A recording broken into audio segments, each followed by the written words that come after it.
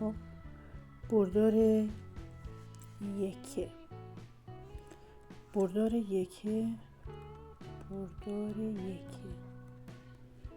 یکه از یک میاد، یعنی یک واحد. بردار یکه محور طول ها یا همون ایکس ها آی هست. مختصاتش به این صورته که فقط مال طول هاست، یعنی طول داره، چون یک هم هست اندازش یکه و عرض نداره، صفر که اینجا هم نشون داره.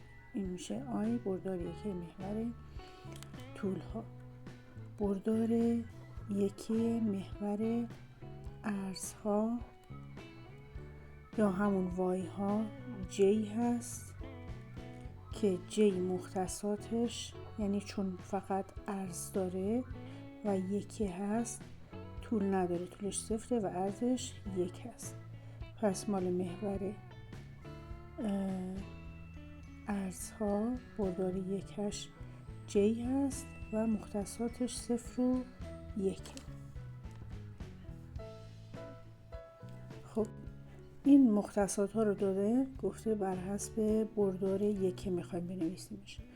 مؤلفه اول که مال محور طول هاست، مختصات رو که میخوایم بنویسیم،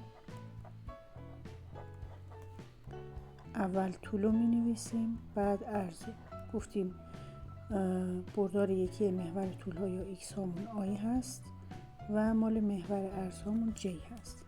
پس مؤلفه اول مال آی هست و مؤلفه دوم مال جی هست. میشه مثبت 3 آی مثبت 2 جی.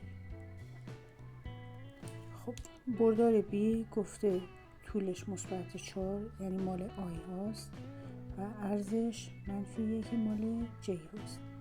پس میشه مثبت 4 آی منهای 1 دونه جی. این یکی هم طولش منفی 4، یعنی مال آی، عرض نداره که مال جی صفر. پس میشه منفی 4 آی، عرض نداره، صفر و هیچی نمی‌نویسه. اینجا بالعکس طولش صفره، مال آیش صفر هست و جیش منفی 2. چون طول نداره آی نمی نویسیم، جیش هم منفی 2 جی میشه.